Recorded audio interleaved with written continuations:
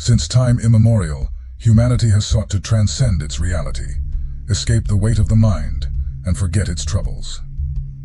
Among the many gateways we have discovered for this escape from reality, alcohol stands out as the most popular today.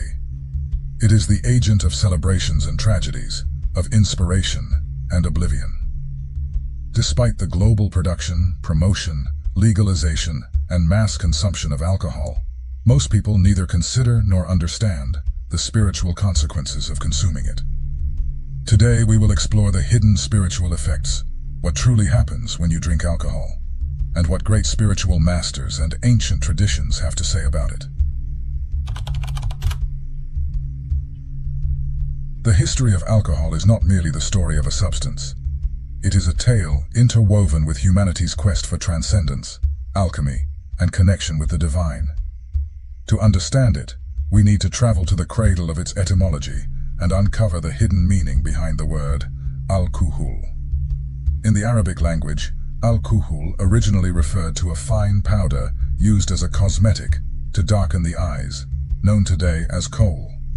But this term held a deeper meaning for alchemists. For them, al-kuhul represented something intangible, an essence that could be distilled, the soul of a substance, the spirit captured in the alchemical process. Essentially, the Arabic word al-kuhul means body-eating spirit. In alchemy, alcohol became the symbol of a volatile essence, the spirit that separates from raw matter. Perhaps this is why, to this day, we refer to alcoholic beverages as spirits. The use of alcohol as a fermented drink is even older. Civilizations such as the Sumerians, Egyptians, and Greeks revered alcohol as a gift from the gods. In ancient Mesopotamia, wine and beer were offered to the gods in rituals. In Egypt, wine was associated with Osiris, the god of renewal and fertility. The Greeks dedicated wine to Dionysus, the god of ecstasy and divine madness. However, while alcohol was celebrated as a link to the divine, it also carried warnings. To the sages of antiquity, wine had the power to reveal the true self, but at the same time, it could obscure reason and open doors to dangerous influences. In Islamic tradition, the term al-kuhul evolved to denote alcohol extracted through distillation. Although alcoholic beverages were prohibited in Islam, Muslim alchemists continued to study the distillation process, refining it as a scientific art. The famous Arab alchemist Jabir ibn Hayyan, known in the West as Geber, was one of the first to document the distillation technique, giving rise to alcohol as we know it today. The legacy of alcohol transcended alchemy and became part of everyday life. Yet over the centuries, the substance once revered for its spiritual connection has become something that serves the complete opposite purpose.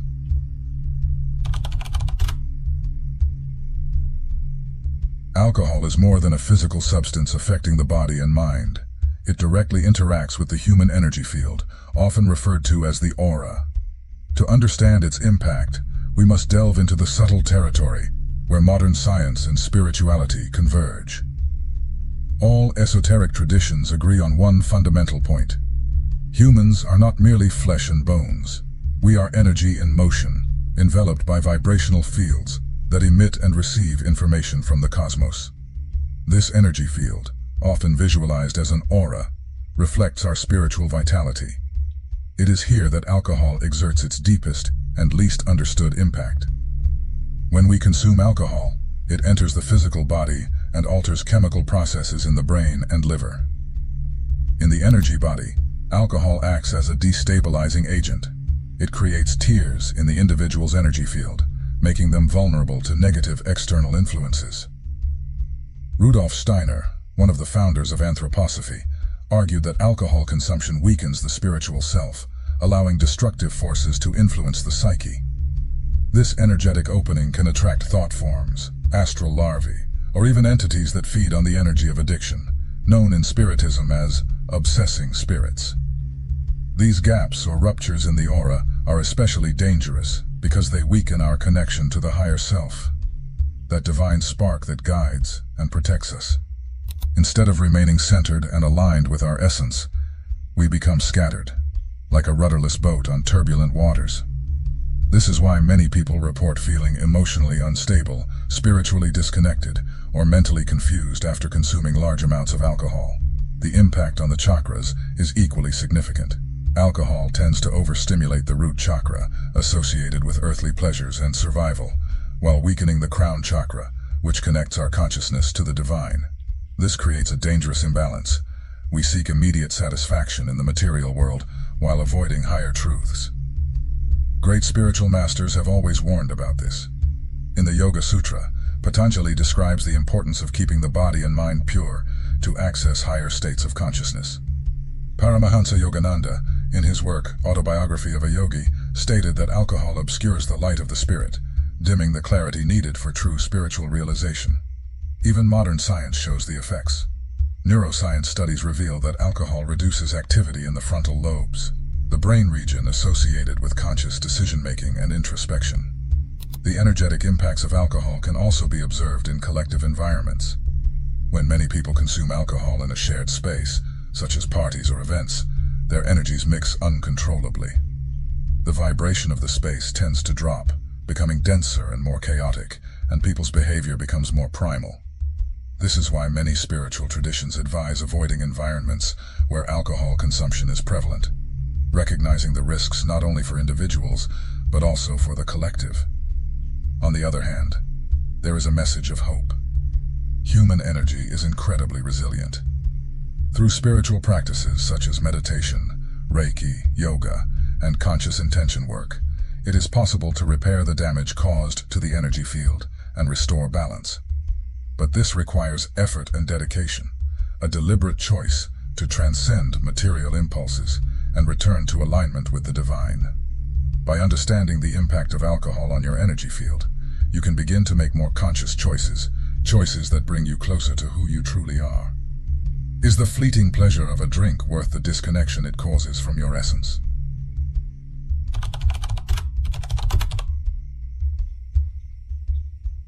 Alcohol exerts an irresistible pull on humanity. Over the centuries, it has been celebrated in rituals, used as a medium for socialization, and sought as an escape.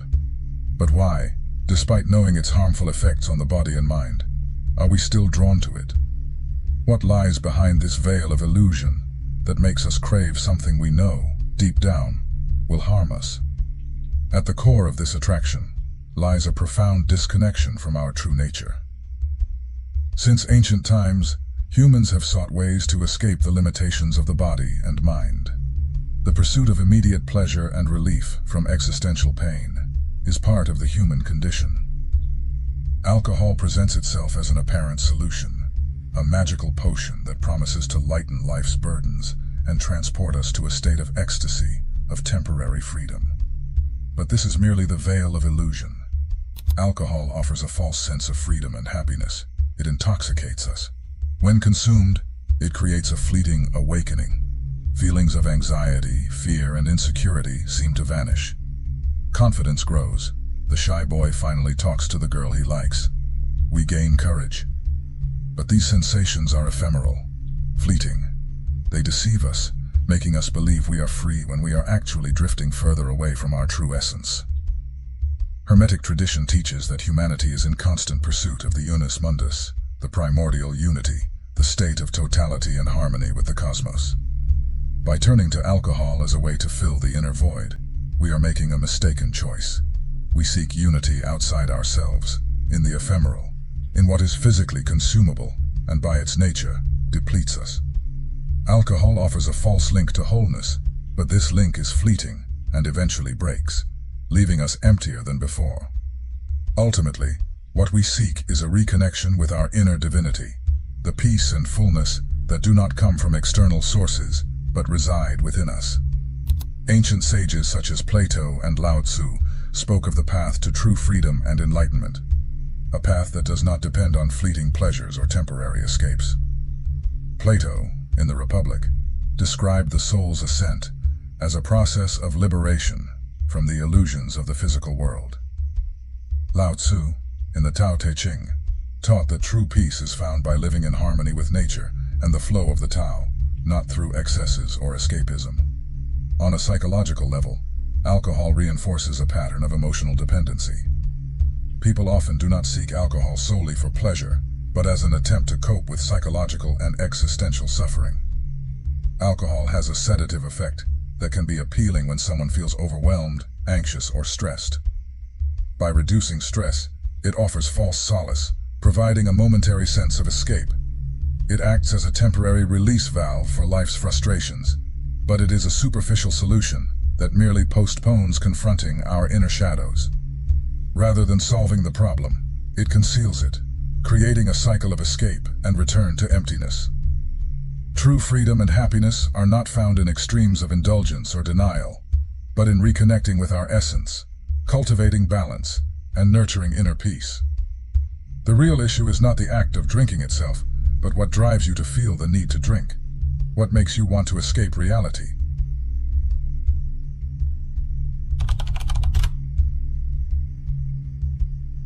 Throughout history, many spiritual masters, prophets, and mystics have shared their insights on alcohol. Their words carry wisdom, warning us of the hidden dangers of this substance and its implications for our spiritual journey. These accounts are not mere moral admonitions, but profound advice rooted in love, meant to protect humanity's connection to the divine. In Vedic traditions, alcohol is seen as a substance that reduces sattva, the quality of purity and harmony. The Bhagavad Gita teaches that a balanced mind is essential for accessing higher planes of consciousness. Anything that disturbs this balance is an obstacle on the spiritual path. According to these traditions, consuming alcohol increases the qualities of rajas, restless passion, and tamas, darkness and ignorance, destabilizing the practitioner and weakening their capacity for meditation and introspection. Buddha, in his teachings on the Noble Eightfold Path, warned of the dangers of intoxicating substances. For him, consuming anything that clouds the mind hinders spiritual progress because it disconnects us from the clarity needed to perceive the ultimate truth, nirvana. In many Buddhist communities, alcohol is completely avoided as part of Shila, the ethical discipline. In Hermetic and alchemical traditions, alcohol was viewed ambivalently. While it was considered a powerful substance capable of extracting essences and transforming raw materials, it was also recognized as a dangerous dual symbol. It represented both the possibility of illumination and the risk of being lost in the world of illusions. Alchemists warned that the reckless use of alcohol could lead to the degradation of the energy body, opening doors to negative influences on subtle planes. A fascinating account comes from Sufi traditions. Rumi, the great mystical poet, used wine as a metaphor in his verses, referring to the wine of divine love, which intoxicates the soul with the presence of God. However, he also cautioned against literal wine, which according to him diverted seekers from the path of awakening. For the Sufis, true ecstasy comes from spiritual connection, not external substances. In Christianity, alcohol occupies a peculiar place. Wine is a central symbol in the Eucharist, representing Christ's blood and the new covenant with God. However, early Christians and many saints warned of the danger of excess. St. Augustine wrote that drunkenness was a form of self-destruction of the soul, an act that separates us from divine grace. He saw excessive consumption as a distraction that pulls us away from introspection and prayer. Other mystical accounts describe the spiritual consequences of indiscriminate use of alcohol. In shamanism, alcohol is believed to weaken the light body, the energetic protection that keeps individuals in balance with the universe. Many shamans assert that alcohol facilitates the entry of parasitic energies, or negative entities, that feed on the low vibrations caused by intoxication. These accounts converge in a common warning. Alcohol can be a dangerous tool, affecting both the physical body and the subtle levels of our existence. It disconnects us from what mystics call the axis mundi, the axis aligning us with the cosmos, enabling us to navigate the physical and spiritual realms. When this alignment is broken, we lose our ability to access intuition, clarity, and higher states of consciousness. However, not all accounts are warnings. Some spiritual masters recognize that in ritualistic contexts and with pure intentions, Alcohol can serve as a catalyst for altered states of perception, but they always emphasize that this must be done with extreme care, respect, and guidance, as the line between spiritual ecstasy and energetic degradation is very thin. Finally, let us remember the words of the Greek philosopher Socrates, who claimed that self-mastery is the key to a virtuous life. For him, the pursuit of balance was the foundation of all philosophical and spiritual practice. By indulging in alcohol uncontrollably, we abdicate this self-mastery, becoming vulnerable to forces that cloud our mind and soul. These accounts and warnings invite us to reflect. Does the alcohol we consume during our moments of leisure or celebration uplift us or pull us down? Does it connect us to the divine or merely create an illusion of freedom? By listening to the wisdom of the great masters, we can begin to see alcohol in a new light, as a symbol challenging us to seek true intoxication, that of the awakened soul, full of light and consciousness.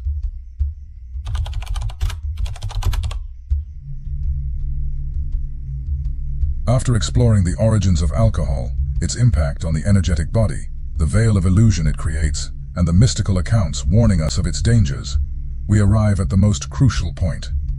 How do we break free from this cycle? How can we transcend dependence, physical, emotional, or spiritual, and discover a new perspective, a life of clarity and connection with our essence, without relying on any emotional crutches? Liberation begins with awareness. When we understand alcohol's impact on our body, mind, and spirit, something within us awakens. This awareness is the first spark of transformation, the starting point for real change. It is the moment we stop acting automatically, driven by conditioning or immediate pleasures, and begin questioning our choices. Why do we seek alcohol? What are we truly trying to fill? The answer to these questions often lies in our internal void, the sense of disconnection so many of us experience. Alcohol, like other forms of escapism, offers temporary relief, but does not address the underlying cause. It is like a mask we wear during moments of difficulty, but one that eventually falls off, exposing our unresolved pains once more. To break this cycle, we must turn inward, where the real answers lie. Spiritual practice is a powerful path for this journey. Meditation, yoga, prayer, conscious breathing, and other techniques help restore balance to the body and mind. They strengthen the energetic field and reconnect us to our essence. As we cultivate inner silence, our emotional wounds naturally surface. And as these imbalances are neutralized, we begin to realize that the peace we sought externally has always been within us, waiting to be discovered. Many spiritual traditions offer specific practices for overcoming addiction. In Buddhism, for example, mindfulness teaches us to observe impulses and desires without acting on them. Instead of reacting automatically, we learn to witness, breathe, and make conscious choices. In Christianity, the concept of divine grace reminds us that we are not alone in this journey, that higher support is always available for those who sincerely seek it. Ask, and it shall be given to you. Reconnecting with nature is also essential. Alcohol disrupts our natural harmony, and spending time outdoors, in forests, mountains, or by the sea, helps restore this lost connection. The Earth's energy is purifying, and can help release toxins not only from the body, but also from the mind and spirit. Another crucial step is practicing gratitude. Often, we turn to alcohol as a way to escape what we perceive as an unsatisfactory reality. But by cultivating gratitude for what we have, even in the small things, we start to see the beauty of the present moment.